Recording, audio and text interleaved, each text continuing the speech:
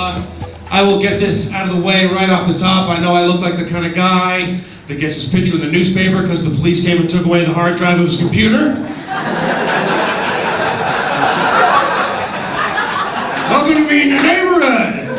Where's the girls' soccer team I can coach? I mean, I still enjoy fast food every once in a while. And I try to avoid A&W because it's probably the worst, you know?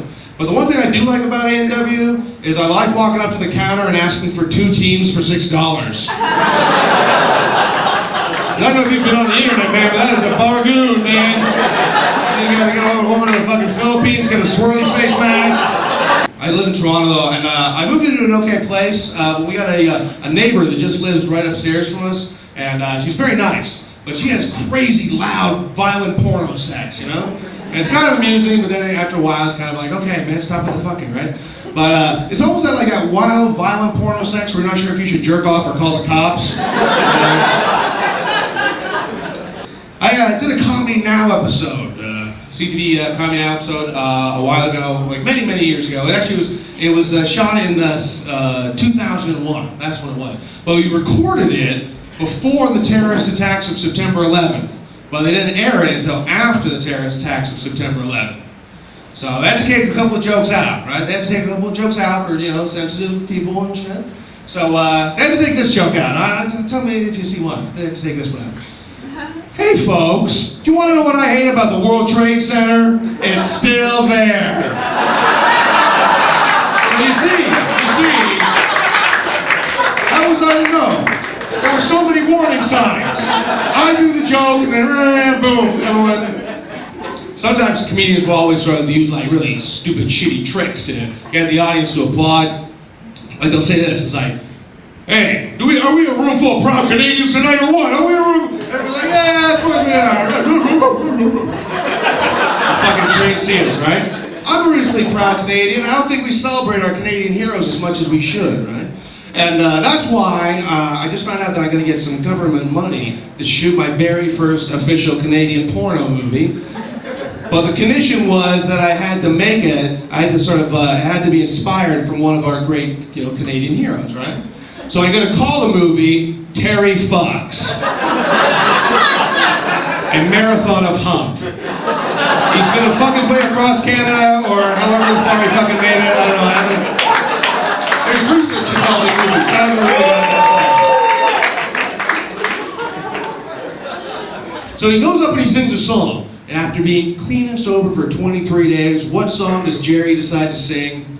Wasted Away in Margaritaville by Jimmy Buffett. I was like, man, that is more ironic than getting your adopted Chinese baby to sing I've Been Working on the Railroad.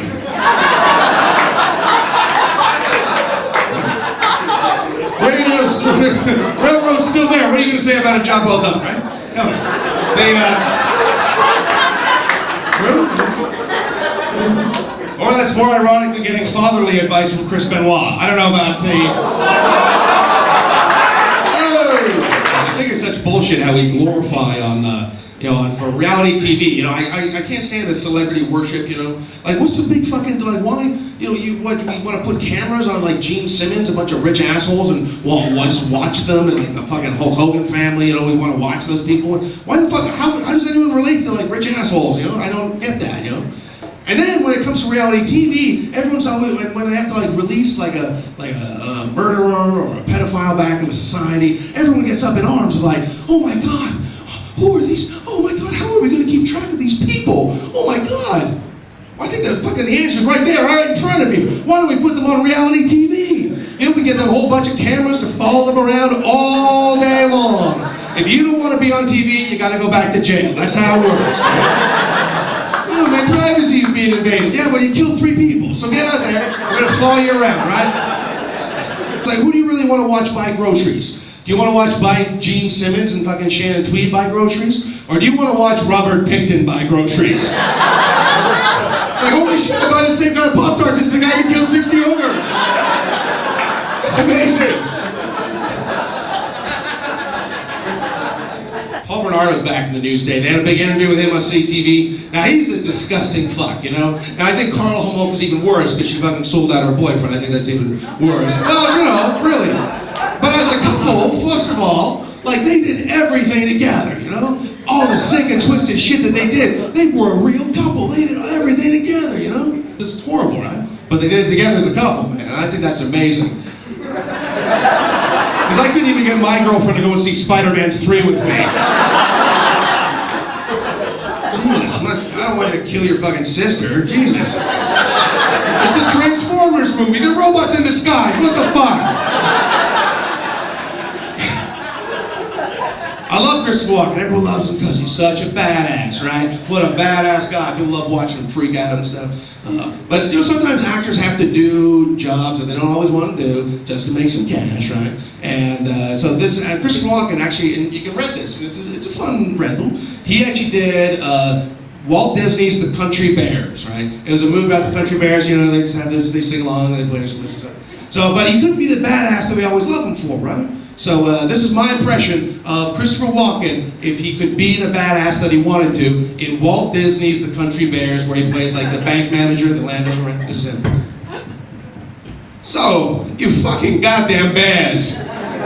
Who do you think you are? You're gonna try to put on a little jamboree show, buy your country bear holdback. It's not gonna happen. I'm a bank manager. I'm gonna take my Bowie knife and I cut your dad from groin to throat. I got a new gun, I get a new rug for my office. It's gonna look very nice. How about I cut your sister's head off and I use it as an ashtray? I'm gonna put my cigarettes out in her eyes. She won't feel it. She's dead. I'm a nice man.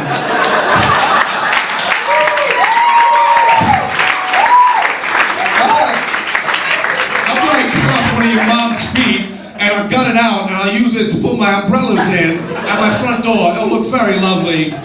And I'll cut off your dad's paws and use them as a coat rack. I'm a bank manager. This is what I do. Well, I got some good news. I found out that Catholic priests are very big fans of my comedy career. Because it's only 8 years old. Good night, everybody. And your end, everyone.